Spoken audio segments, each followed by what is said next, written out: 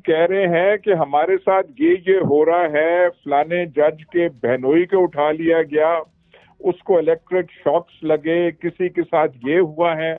और जो हमारे बड़े माई लॉर्ड हैं वो कह रहे हैं जी कि सुओ मोटो वो ले लेते। कोई किरदार इनका मिसाली तो रहा नहीं है। अब तो सारा कौम वो जानती है। देखिए, जब इतना बड़ा ओहदा हो तो उस मेयार पे उतरने की कोशिश करनी चाहिए। यहाँ पे हमारा पाकिस्तान का प्रॉब्लम ये है, ओहदे बड़े हैं, कुर्सियां बड़ी हैं, उन पे छोटे छोटे लोग बैठे हुए हैं।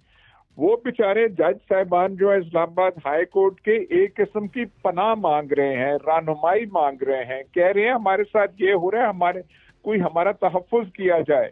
और वो ऊपर से भाषण दे रहे हैं जी कि आप सुओ मोटो ले लेते और आप ये कर लेते। और हमारे माशरे में जब कमीशन बनाया जाता है तो लोग समझते हैं कि मिट्टी डालने की एक तरकीब और जो है हो रही है, और इसलिए फिर मजबूरन ये नोटिस लिया।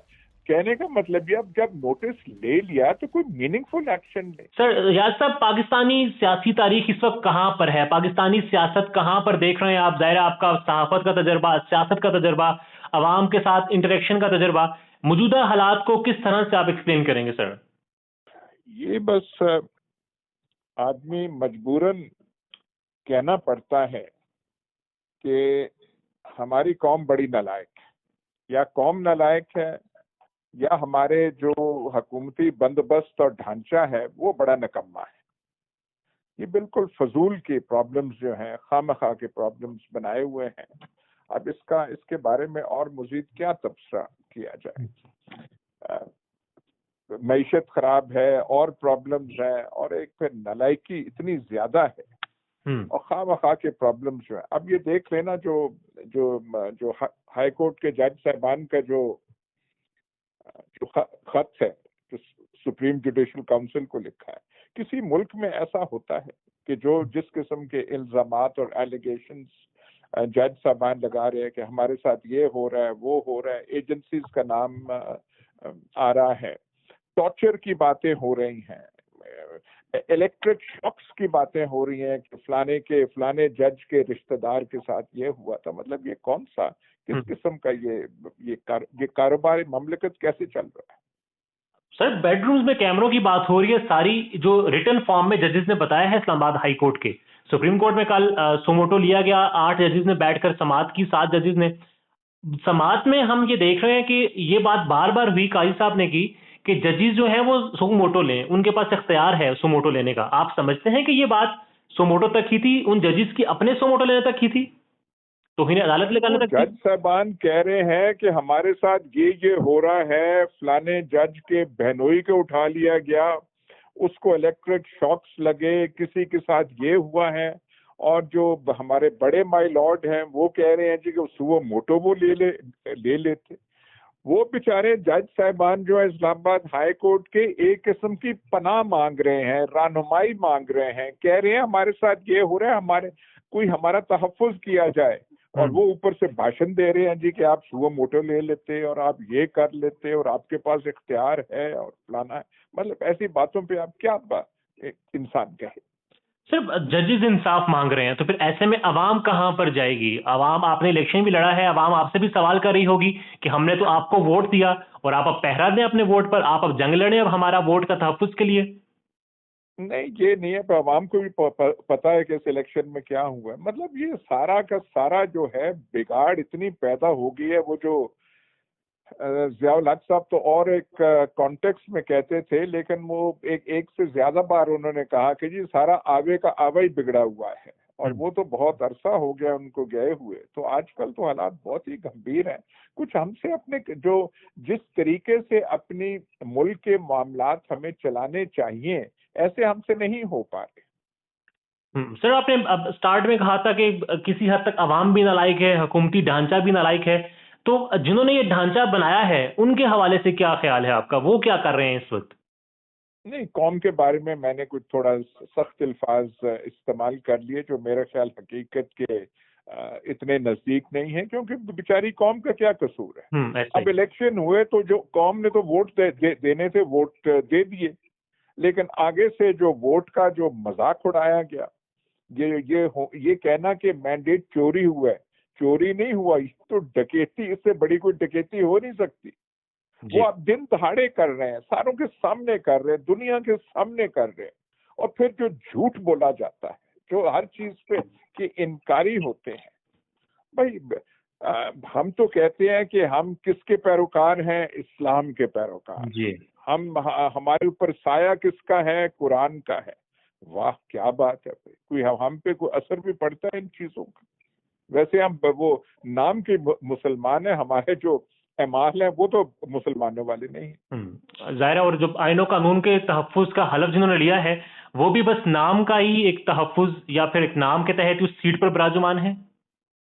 बस आप देख ले, देखिए इतना संगीन मसला हो तो आपको बुला के जब आपके सामने, वो भी आपके सामने आपने जो नोटिस दिया मजबूरन दिया, क्योंकि पहले तो आपने सर खाने में वो मिट्टी पाने वाली आपने एक रास्ता दिखा दिया था कि फलाने जो जज हैं वो यहाँ पे तसद्दुक जिलानी साहब जी, वो एक कमीशन के बैठ जाए।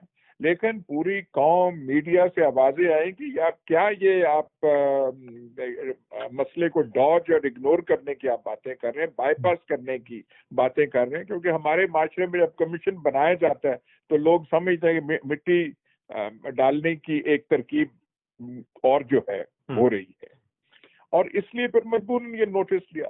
कहने का मतलब ये, अब जब नोटिस ले लिया तो कोई मीनिंगफुल एक्शन ले। जी, खामखा के भाषण हो रहे हैं, बातें हो रही हैं, लफाजी हो रही है कि जी बॉटम लाइन ये है कि जजेस पे ये इंटरफेरेंस जो है बर्दाश्त नहीं की जाएगी। क्या नहीं की जाएगी? चढ़ा हुआ एग्जेक्टिव जिसको कहते हैं, हालांकि पीछे तो हमें सब पता है कि एग्जेक्टिव के पीछे एक्चुअल किस पे उंगली उठाई जा रही है, वो दंदनाते फिर रहे हैं, जी। मनमानी कर रहे हैं, कोई पूछने वाला नहीं है। यह सब सियासी तौर पर सियासी जमातें कहां पर खड़ी हैं इस सारे मामले में? सियासी, देखिए कोई ऑनरेबल किरदार है तो एक दो सियासी पार्टीज का है, बाकी जो है वो तो इस सारा कुछ वो मिले हुए, वो तो कोलैबोरेटर्स, जो अंग्रेजी का लफ्ज है, वो तो कोलैबोरेटर्स का किरदार अदा कर रहे हैं। वो क्या कहते हैं, दुमछले बने हुए हैं। नून लीग का क्या किरदार है? वो उनकी हैसियत क्या है नून लीग की? उनको तो जिताया गया है, उनको तो सीटें दिलवाई गई हैं, वो किसी से पूछताछ कर सकते। उनके नून लीग की एक बात है कि जो उनके हारे हुए मेंबर हैं, राना सनाउल्लाह जी, जावेद लतीफ, वो अब हल्का हल्का सच बोलने लग पड़े, और वो जो है बता रहे हैं कि हुआ क्या। जी। मैं यह सब और जावेद लतीफ ने तो यहाँ तक कहा, हमें मार क्यों पड़ी, क्योंकि हम इसके साथ हम कोलैबोरेटर के तौर पे तमाम हमें देख रही थी, तब हमें मार पड़ी और हमें वोट नहीं पड़े। सर इसी तरफ आ रहा था कि ये जावेद लतीफ साहब जो हैं, ये हैं राना सनाउल्लाह है, ये हुकूमत के बरक्स जा रहे हैं, हुकूमत जो कहती है उसके अगेंस्ट जा रहे हैं। जमात की हुकूमत है तो फिर ये गुड कॉप बैड कॉप खेल रहे हैं, या फिर अब इनको भी समझ आ रही है कि जो आग लगाई गई थी इन लोगों के कंधे पर बंदूक रख के, अब वो इन्हीं की तरफ आ रही है? नहीं, इनकी वो समझ वाली बात नहीं, समझ तो सबको है, ढकी छुपी बात कौन सी रह गई है? सिर्फ ये बात है क्योंकि इनका ये अब सच बोल सकते हैं, क्योंकि इनका कोई उस पे दाव पे कुछ चीज लगी नहीं हुई, ये हुकूमती ढांचे का हिस्सा नहीं, मतलब वजीर वगैरह नहीं बने, जी, हार गए। और एक अच्छी बात है राना सनाउल्लाह वगैरह की, कम अज कम वो अपनी हार को तस्लीम कर रहे हैं। ये भी एक उनकी अच्छाई के जिमरे में उनकी बात जाती है। नहीं तो यहाँ पे तो पता नहीं कितने झूठ चलते हैं। जो हारे हुए हैं उनको जिता दिया गया है, जो जीते हुए थे उनको हरा दिया गया है। इस किस्म के इलेक्शन यहाँ पे हुई है। यह सब बतौर तज्जियाकार क्या समझते हैं, इस खबर का कितना इम्पैक्ट होना है पाकिस्तान पर, इंटरनेशनल दुनिया पर, कि पाकिस्तान की आवाम ने जो एंटी एस्टैब्लिशमेंट था उसको वोट दिया है और जो एस्टैब्लिशमेंट के साथ था उसको नापसंद किया है? देखिए ये डिटेल्स हैं, बाहर की दुनिया जब पाकिस्तान को देखती है, एक हमारे बारे में तासुर पूरा ग्लोबल दुनिया के लेवल पे बन चुका है कि ये मसाइल ज़दा मुल्क है और इससे अपने मामला ठीक नहीं हो रहे, क्योंकि कोई भी अच्छी खबर तो हमारे बारे में आती नहीं है कि हमें कोई बाहर की दुनिया सताइश के अल्फाज से नवाजे। ऐसी कोई बात तो है कोई नहीं।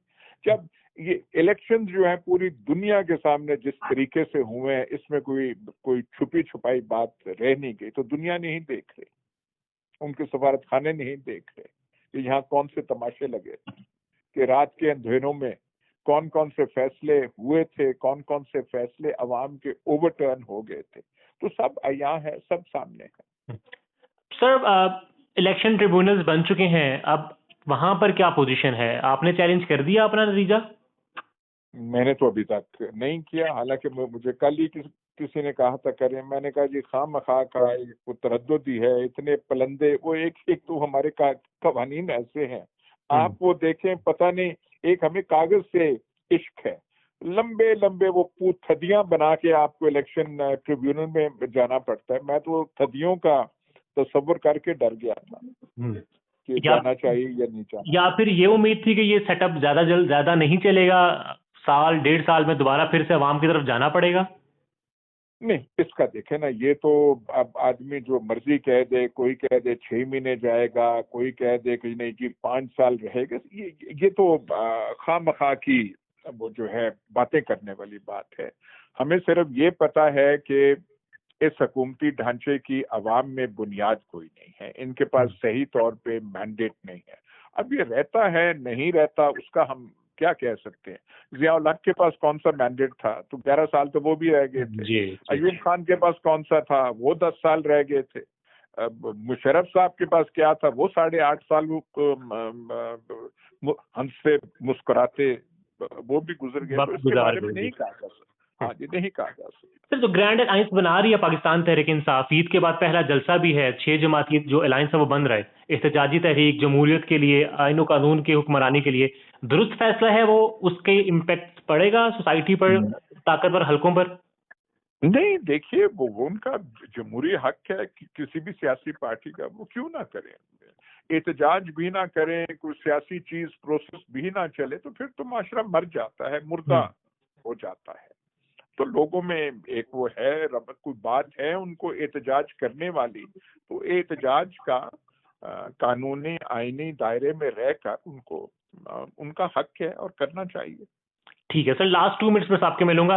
एक तो कमेंट प्लीज कर दीजिए, इस वक्त एजेंसीज का, एस्टेब्लिशमेंट का क्या किरदार देख रहे हैं आप? बतौर तज्जियाकार क्या किरदार देख रहे हैं? जजेस ने तो बता दिया किरदार, तो सारा कुछ वो कच्चा चट्टा तो वो जो है जज साहबान ने खोल दिया।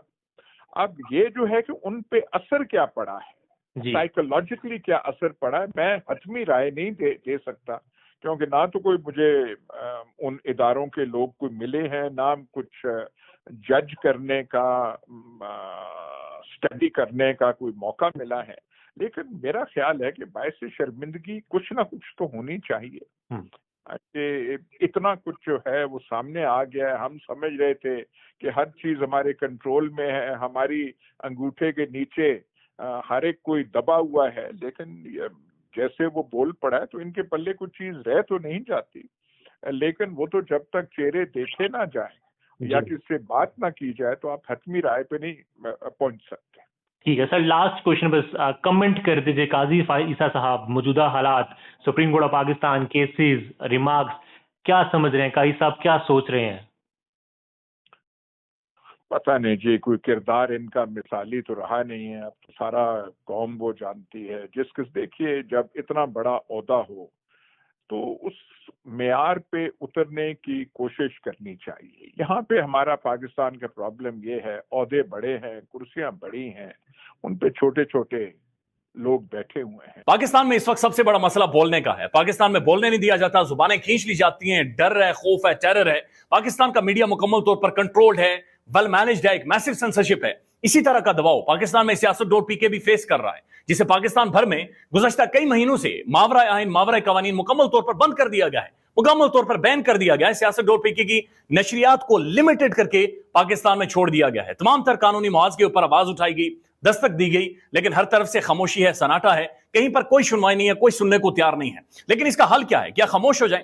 क्या सवाल ना करें? क्या मालूमात आप तक ना पहुंचाएं? क्या इंफॉर्मेशन आप तक ना पहुंचाएं? मालूमात भी पहुंचेगी, इंफॉर्मेशन भी पहुंचेगी, सवालात भी उठेंगे, लेकिन अब आपने रोल प्ले करना है।